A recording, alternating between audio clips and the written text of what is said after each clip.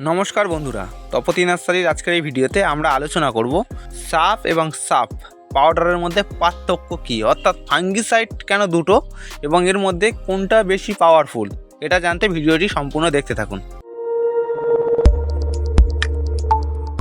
তাহলে চলুন আমরা ভিডিওর মূল পর্বে প্রবেশ করি।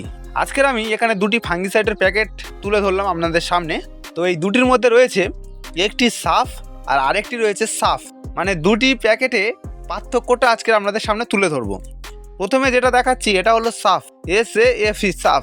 এর কাজটা কি সেটা আপনাদেরকে আগে বলি, তবে অবশ্যই ওপরের ওয়ার্ডগুলো আপনারা অবশ্যই দেখে নেবেন। SAFE ভালো করে দেখিয়ে দিচ্ছি, আপনারা দেখে নিন। এবার এর কাজটা আমি বলি। এটা গাছে স্প্রে করার পর বা আপনারা ফুলে ফলে যেখানে স্প্রে করুন ধীরে ধীরে কাজ করে, অর্থাৎ একটু সময় নিয়ে কাজ করে, বহুদিন ধরে কাজ করে।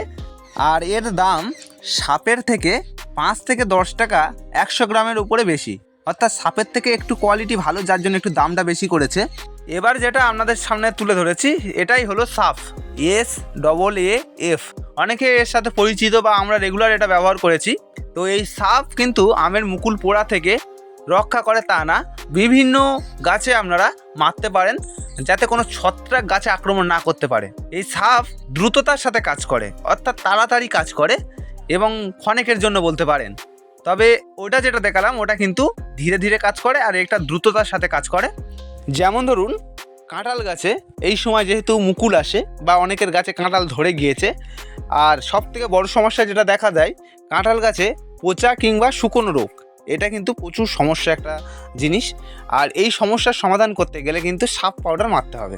সাফ পাউডার মারার সাথে সাথে যতটা দ্রুততার সাথে কাজ করে ওটা কিন্তু তা না, ওটা একটু ধীরে করে।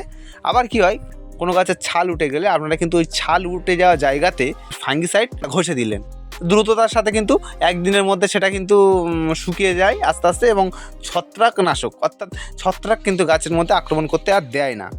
এছাড়াও অনেক গাছের ডাল কাটলেন, সেই ডাল কাটার সময় কি হয়, ওখান থেকে শুকিয়ে শুকিয়ে নিচের দিকে নেমে আসে। আপনারা সেই কাটা ডালের মাথায় যদি এই ফাঙ্গিসাইড লাগিয়ে দেন সেক্ষেত্রে কিন্তু ডালটা আর শুকাবে না। এই রকম সমস্যার সমাধান কিন্তু আমাদের এই ফাঙ্গিসাইড করে থাকে। যেমন ধরুন আম গাছের মুকুল চোঁয়া, লেবু গাছের মুকুল ঝরে যাওয়া, এইগুলোর বিভিন্ন সমস্যার সমাধান করে এই যে ফাঙ্গিসাইডগুলো।